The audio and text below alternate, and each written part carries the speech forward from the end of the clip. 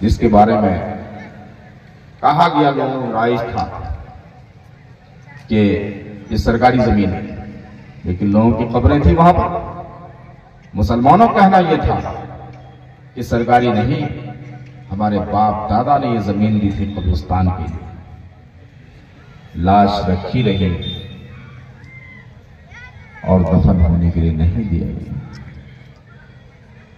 और वो भी दिन देखा गया जब दफन कर दिया गया, उस लाश को वहां से निकाल करके फेंक दिया गया। हमको इजाजत लेना पड़ेगी प्रशासन से कि हम अपने मुर्दे को यहां पर दफन करना चाहते हैं। इजाजत मिली तो आप दफन कीजिए, नहीं मिली इजाजत तो आप दफन नहीं कीजिए। कहां कीजिएगा, कहां मुश्किल। जितनी भी वक्फ की जमीनें हैं, जिला मजिस्ट्रेट का उस जमीन पर कड़ी नजर होगी। उसमें अगर कोई तनाज़ुर हो गया, कोई केस हो गया, कुछ करना उस जमीन पर, तो जिला मजिस्ट्रेट का जो फैसला होगा वो आखिरी फैसला होगा। गोया कि जमीन हमारी, कुआं हमारा, ट्यूबवेल हमारा, लेकिन पानी पीने के लिए इजाजत हम आपसे लेते हैं। वक्फ की कितनी मस्जिदें हैं जिनके कागजात नहीं, वो जमीनें बाकी नहीं रहेंगी। ये ऐसा इसलिए है, बहुत बुरे दौर से हम लोग गुजर रहे हैं, बहुत बुरे दौर से। हिंदुस्तान की तारीख का सबसे स्याह दिन वो 2 अप्रैल सन 2025 था, जिस दिन के ये बिल पास हुआ। और उनको कितनी फिक्र थी मुसलमानों को खत्म करने की। 1 बजे रात तक पार्लियामेंट को खोल करके, जब तक कि उस पर तमाम मेंबरों की बहस नहीं हो गई, सबका वोट नहीं आ गया, तब तक पार्लियामेंट का दरवाजा बंद नहीं हुआ और आधी रात को ये बिल पास कर दिया गया। अभी पास भी नहीं हुआ। कल उत्तर प्रदेश की हुकूमत ने अपने तमाम तर जिलाधिकारियों को, जितने भी डीएम हैं, उन डीएम को यह हुक्म दिया है कि वक्फ की जितनी भी जमीनें हैं जिसके कागजात दुरुस्त नहीं हैं, जिन पर मुसलमानों का कब्जा है, उनको चिन्हित किया जाए ताकि उस पर कार्रवाई शुरू हो सके। कितना दिन हुआ? 2 दिन नहीं गुजरा, 4 तारीख। 2 दिन के अंदर में उत्तर प्रदेश हुकूमत ने इतना बड़ा फैसला ले लिया। ये तैयारी हिंदुस्तानी मुसलमानों को दोहरे नंबर की शहरी करार देने की है। जब मुसलमान दूसरे नंबर के शहरी करार दिए जाएंगे, आपको मालूम है कि फिर हमसे वोट देने का अधिकार छीन लिया जाएगा। हम अपना कायद किसी को मुंतखब नहीं कर सकते। हमको यह हक नहीं होगा कि हम उसको वोट करें, किसी को भी वोट करें।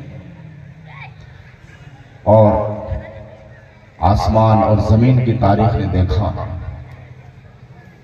कि जब भी इस किस्म का बिल आया है तो ये मुसलमानों को खत्म करने के लिए पहला जिना हुआ करता है। समरकंद और बुखारा का नाम आपने सुना होगा, जिसको मावरा नहर का इलाका कहा जाता है। एक बड़े मुफक्किर, बड़े दानिश्वर, अजीम हाशमी तुर्किस्तानी,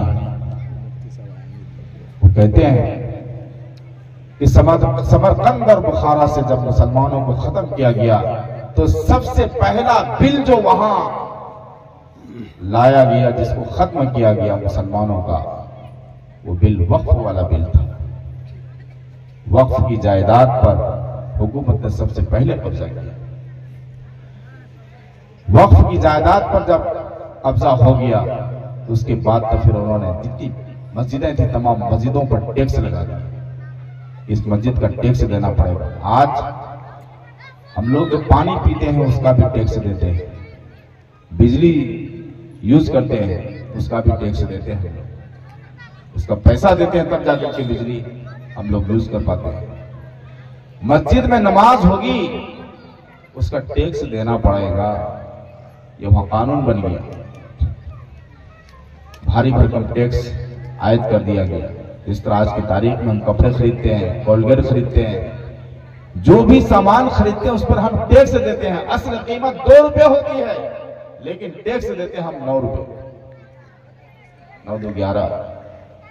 सामान की कीमत 2 रुपए है लेकिन 9 रुपए बढ़ा करके हम देते हैं। कपड़े की कीमत 50 रुपए लेकिन all taxes inclusive all taxes ये सब मिला करके हम लोग कितना देते हैं? 50 रुपए कपड़ा है, 175 रुपए उसकी खरीद पड़ती है। ये टैक्स मस्जिदों पर आयद किए, वक्फ को अपने कब्जे में लिया और उसके बाद फिर मस्जिद पर टैक्स लगाया। अब जब मस्जिद पर टैक्स लगा दिया तो टैक्स कौन अदा करेगा? जो नमाज पढ़ेगा वही अदा करेगा। अब मुसल्लियों को फिक्र हुई इस मस्जिद में जो टैक्स लगाया गया हम लोग ले जाकर के अदा कर देते हैं। तमाम मुसल्लियों ने पैसे जमा किए और उसके बाद जब फिर वहां अदा करने के लिए पहुंचे हैं कि ये पैसे मस्जिद के टैक्स के हैं आप ले लीजिए, तो मुसलमानों को पर दफीना टैक्स लगा दिया और उसको अरेस्ट किया। दफीना टैक्स क्या होता है? कि तुम्हारे पास ये पैसा आया कहां से है?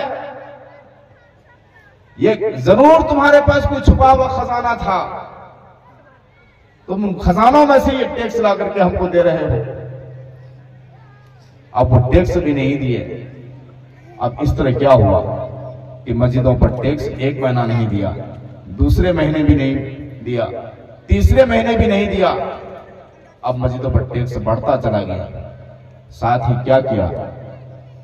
ईसाई हुकूमत ने नमाजी टैक्स अलग से लगाया। मस्जिद में जो भी आदमी नमाज पढ़ेगा उसको नमाजी टैक्स। पहले तो मस्जिद का टैक्स मुसलमानों ने नहीं दिया, दफीना टैक्स उसका नाम दिया, और जिन लोगों ने दफीना टैक्स दिया उसको अरेस्ट किया कि तुम्हारे पास छुपा हुआ खजाना है। अब नमाजी टैक्स की बात आई, जो भी आदमी नमाज पढ़ेगा उसको नमाज टैक्स देना पड़ेगा। नमाज टैक्स जब देने की बात आई तो इल्ला माशाअल्लाह चंद लोग रह गए जो कि नमाज का टैक्स वहां दे करके नमाज पढ़े। फिर धीरे धीरे अजीम शान बड़ी बड़ी मस्जिदें वो वीरान हो गई। नमाजी ने अपने टैक्स के डर से लोग अपने घरों में नमाज पढ़ने लगे। मस्जिद में जब कोई नहीं जाने लगा तो वहां की हुकूमत ने हर गली में मोहल्ले में ईसाई बशिंदी, ईसाई कमेटी, ईसाई ऑफिस बना रखा था। उन लोगों ने क्या किया? उस मस्जिद में मीटिंग की और उसके बाद तो फिर हुकूमत को बताया कि मस्जिद वीरान हो चुकी है, अब इसमें लोग नमाज पढ़ने के लिए नहीं आते। क्यों नहीं आते हैं वो नहीं बताया, इसलिए कि करवा वही रही थी। मस्जिद वीरान हो चुकी है, अब इसमें नमाज नहीं हो रही है। अब इस मस्जिद को अस्तबल में तब्दील किया जाता है। इसमें घोड़े बांधे गए, उसमें डांस बार कायम किया गया है सरकारी, उसमें कैफे बनाए गए, उसमें ये सब कुछ हुआ। मस्जिदों पर कब्जा हो गया। आज की तारीख में भी कितनी मस्जिदें हैं जो कि अस्तबल में बदले हुए। वहां क्या जाते हैं? जब हिंदुस्तान छोड़ करके मुसलमान पाकिस्तान गए, कितनी मस्जिदें आज की तारीख में भी, पंजाब चले जाइए आप, हरियाणा चले जाइए, उन मस्जिदों में लोग नहीं हैं, भैंसें बंधी हुई। आप लाल किला गए होंगे, आगरे में भी ताजमहल आपने देखा होगा, वहां पर सिर्फ एक मस्जिद खुली हुई। लाल किले के अंदर भी मस्जिदें हैं लेकिन बंद पड़ी हुई हैं, और कितनी मस्जिदें बंद पड़ी हुई हैं। तो कहना हम ये चाह रहे हैं, ये जो वक्फ बिल लाया गया ये मुसलमानों को खत्म करने के लिए सबसे पहला जिम्मा है।